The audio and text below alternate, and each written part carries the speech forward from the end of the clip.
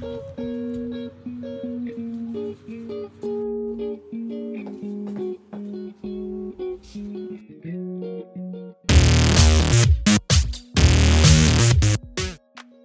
everyone, this is Jackie coming back with another Thrift video, and for today's video we're gonna transform an old men's dress pants into a sleeveless top and a capri pants. If you guys do like thrift flip videos, please do check out my channel. I do thrift flips at least once a week. Also, I just want to shout out my friend who made my background music, and he's a really talented person, and I hope you check him out. I'll put the link down below so you guys can check his music. So first, I seam ripped the whole pants. It took me almost 1 hour to seam rip everything. So after seam ripping, you have these 4 pieces of pant pattern and the lining, the zipper, and the waistband. So most pants already has darts or pleats on them already, so keep that. There should be some on the front and there should be at least 1 or 2 in the back. So whatever your waist is, for me I'm 26, you need to divide it by 4, so that makes it 6.5. Plus you need to add seam allowance, so I'm gonna add half an inch. So you're gonna add half an inch all over the pants. So this is 6.5, and this is 0.5, and this is 0.5.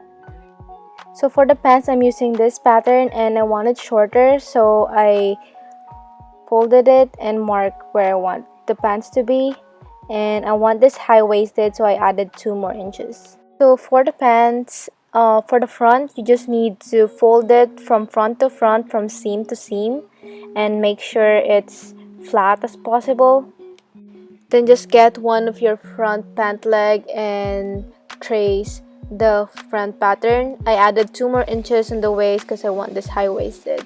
So you're just gonna trace it on top of the front fabric.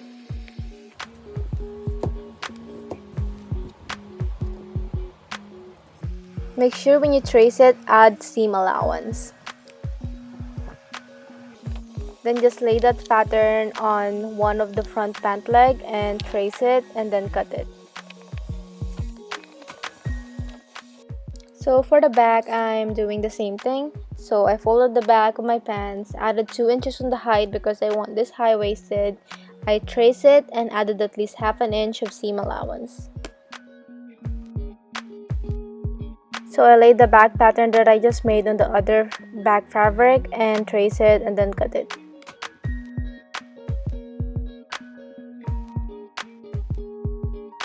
So I laid the back pant and front pant on top of each other from front side to front side and pinned them and sew on the sides. Sew a straight stitch at half an inch.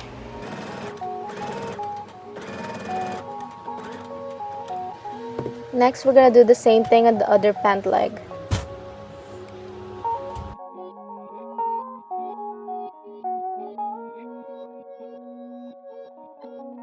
So joining the pant legs together is a little bit tricky. So what you need to do is the left side pant should be flipped inside out and the right leg pant should be facing the front side and part of the fabric. Then insert the right pant leg inside the left pant and join the crotch by pinning it and sew a straight stitch around it.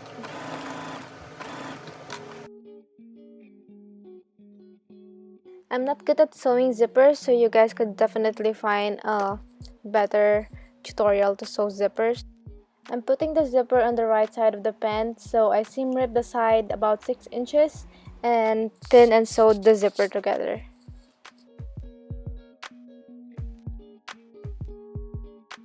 To finish the raw edges, just serge it or do a zigzag stitch on the side.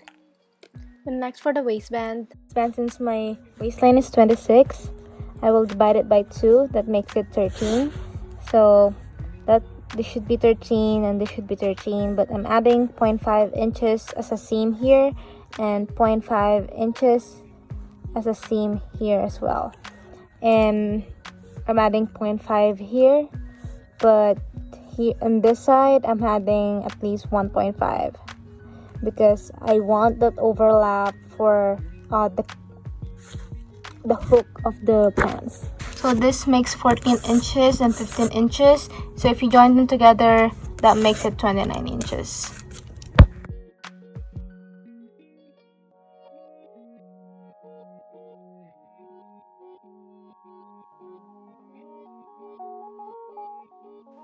So I just pinned the waistband on top of the pants, and make sure you leave that 1 inch of space for the hook. Then next you just have the straight stitch on the bottom of the waistband. Then next I just finished the belt loops too. To finish the pant hem, just fold it twice and then put pins on it and sew a straight stitch all around it.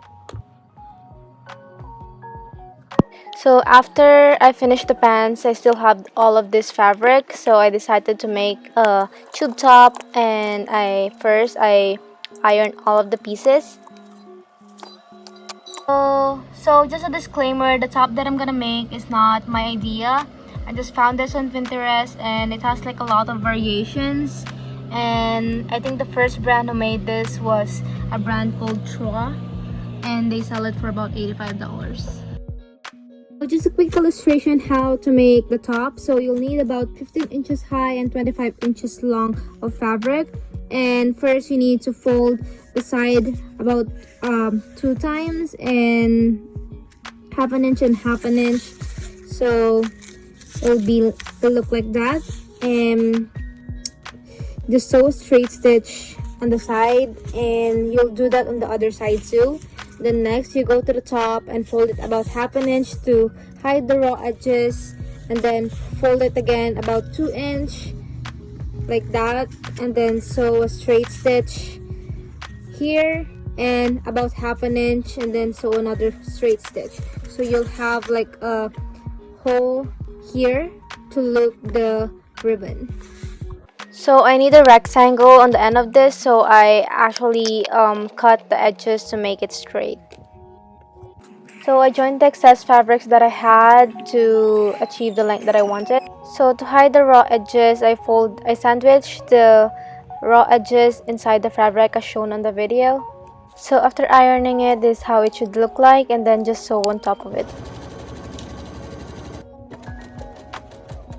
So the height of my fabric is not long enough, so I added more fabric to achieve the 15 inch that I wanted. So like what I showed in the illustration earlier, you fold the side twice to hide the raw edges and then sew on it. Then on the top, fold it about half an inch and then fold it again about 2 inch. Then do the same process on the contrasting side of the fabric. Then mark at least half an inch apart from the fold line of the stitch that we made, and then straight stitch on top of that line. Then just sew a straight stitch on it. Then this is how it should look like. So for the ribbon, you can use an elastic, a ribbon, or you can make your own ribbon. And you'll need about 2.5 to 3 yards of this. So you will need the safety pin and then attach it to the ribbon and then put it inside one hole. So first you loop it on the first hole, and then next you loop it on another hole, and then you go back for the first hole we just went into, and then this is how it should look like. So if you didn't get that, basically it's like this. So you put the ribbon here and then you loop it and then go to the other hole and then go to another hole. So basically the two ends on the bottom. My only problem with the ribbon is you might get a wardrobe malfunction if you didn't loop it too tight. And I tried the elastic and I like how it fits better than the ribbon. So if you do have the elastic, I recommend it better than the ribbon. And you should be all done, and this is the finished garment that I just made. Thank you for watching, and if you do like this video, please give me a thumbs up and subscribe to my channel. Thank you! Bye!